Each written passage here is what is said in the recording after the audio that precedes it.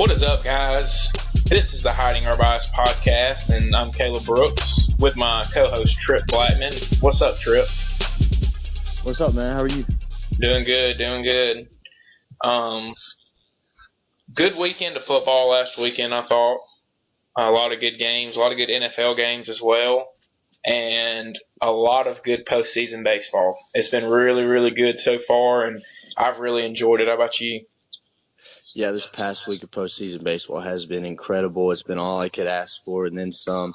I'm really tired today because I actually stayed up and watched the entire game last night, which I know you did too. But, man, I had an 8 a.m. this morning. I was kind of regretting it, but it was a great game. I really am glad that I stayed up and watched that. That was probably, I would say that that's the best baseball game that we have seen all season.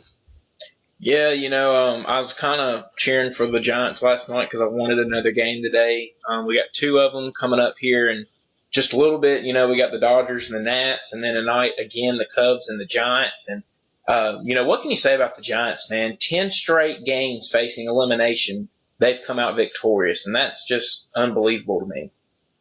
Yeah, it's been really big. It's been really big, especially, obviously, Bumgarner pitched yesterday.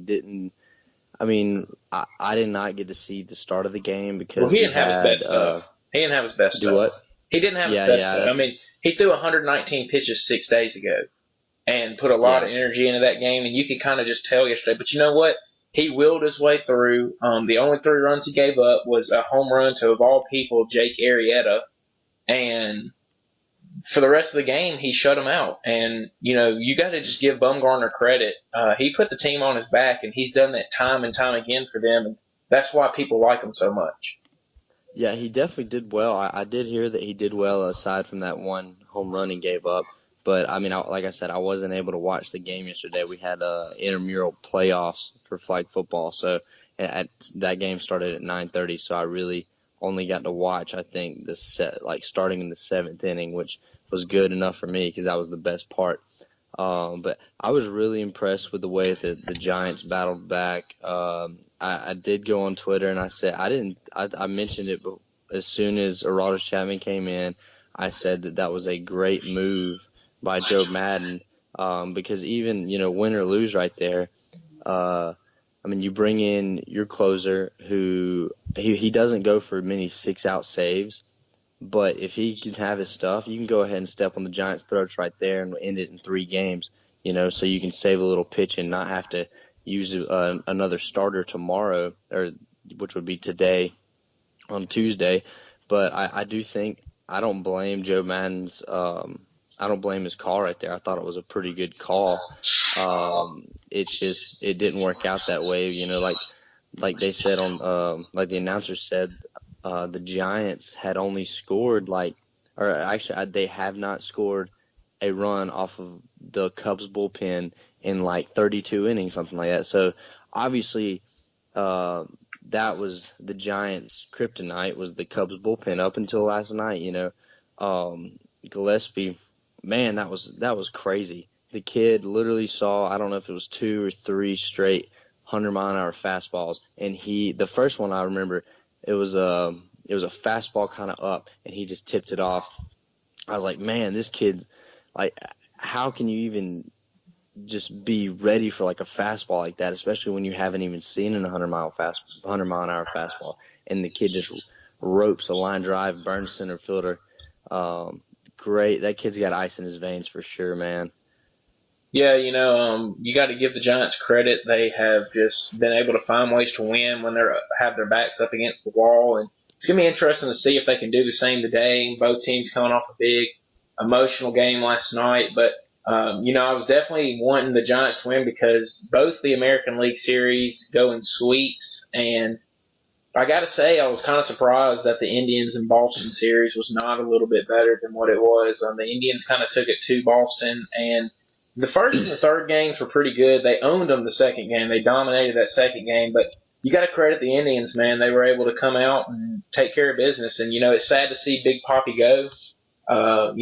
He's been a great player, but 23 years is a long time, and, it's been fun, but it was time for Boston to go, I guess. But Cleveland played well, and they're hot right now. And now what you're going to see in the ALCS is you're going to see two hot teams really go at it with the Blue Jays, who got hot, being able to win the wild card, and then the Indians, who've been hot since about June. So that's going to be a fun series to watch. Yeah, it's going to be really good, and it's really kind of setting up for a little bit of magic on kind of both sides of the bracket, AL and the NL. Obviously, Cleveland's hot. Cleveland had the city itself was great in June with, the Indians got really hot, and the Cavaliers obviously won the NBA Finals.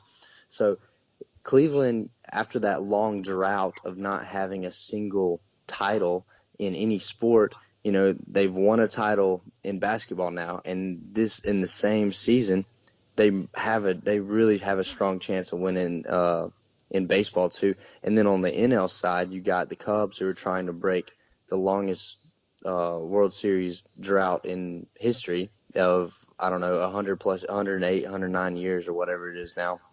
So that's a long time. Well, and you got the Nationals, that have never won one.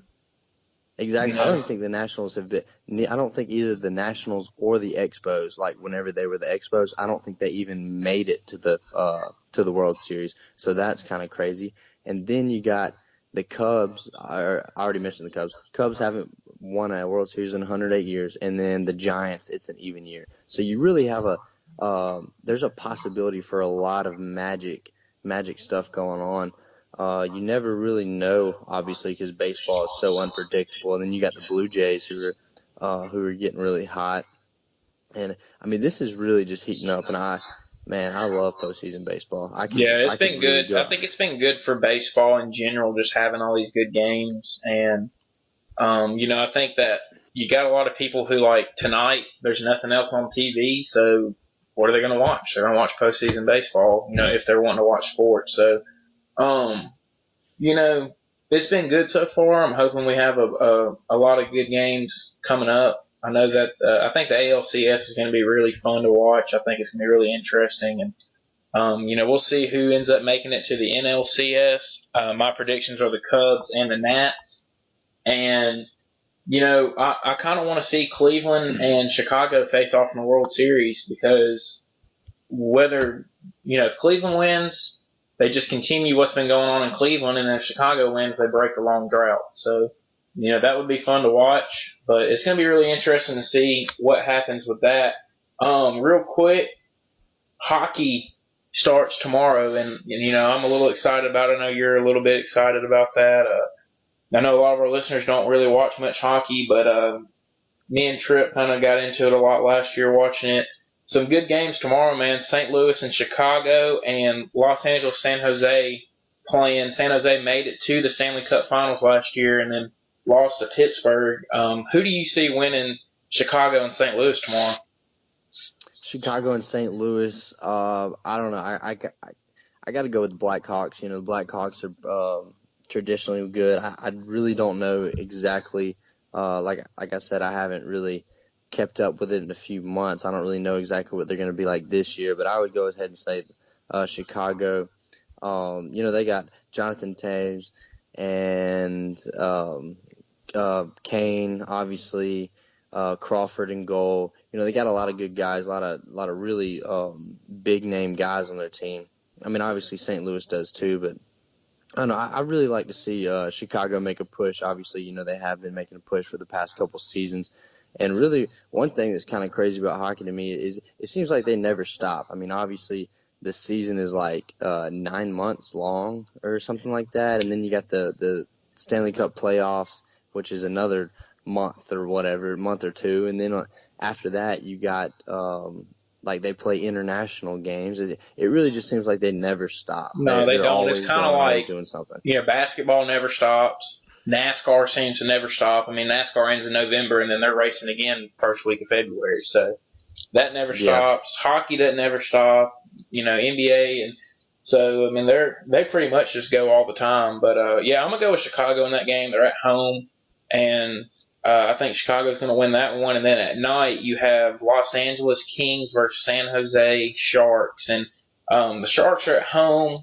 which that's an interesting game there. They're out of that Pacific Division where they had three teams make it to the playoffs with the Kings, the Ducks, and the Sharks last year.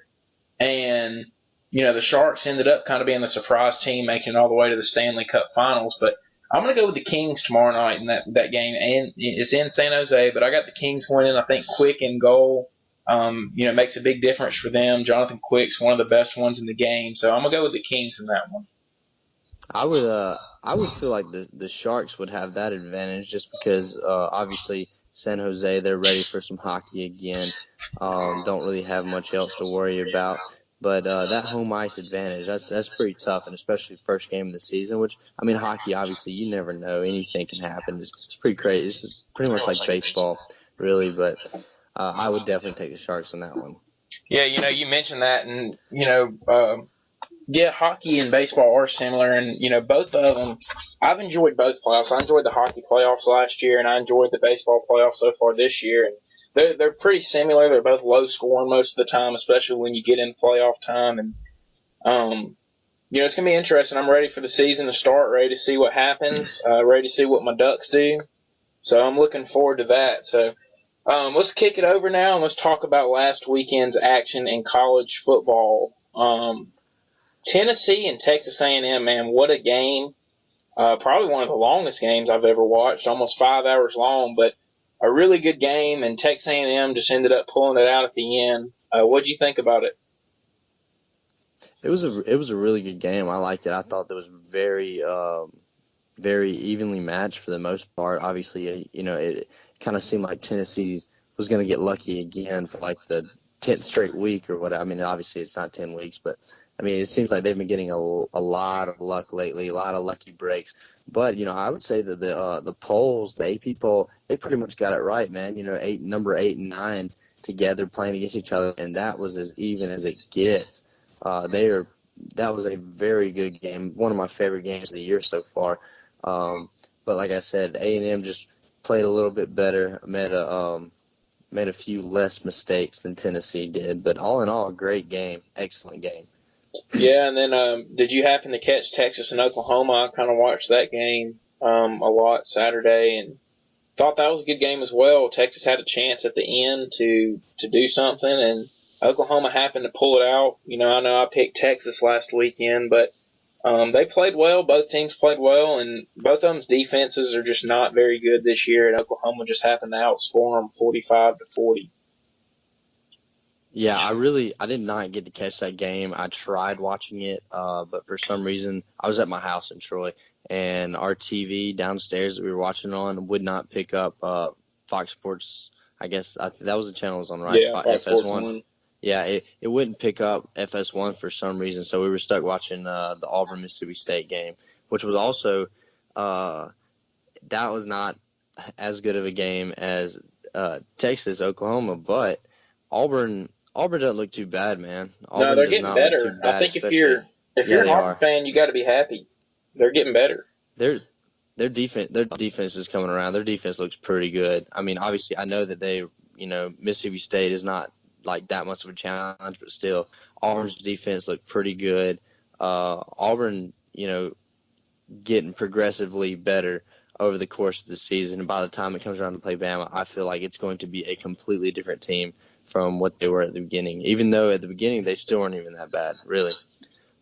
Yeah, when I first looked at Auburn's season and after they had played Texas A&M and LSU, I had them potentially losing 7 games, and now I think that 9-3 is a very attainable goal for them, with the one loss being Alabama, and that's if they can get past Ole Miss. I think 8-4 is what they're going to finish up. I think they do lose to Ole Miss and Alabama, but 9-3. Very, very reachable for them, and they've gotten better as the year's gone on. I think they do win this weekend versus Arkansas because I just think that Alabama beat up Arkansas a little bit last week. They definitely beat up Allen. They hit him 26 times Saturday night. Arkansas can score it a little bit. They can throw it around, but I think that Auburn's front 7 gets to Allen just like Alabama's did, and I think Auburn's going to be able to run the football in Arkansas pretty well the same way we saw Alabama do it. I thought that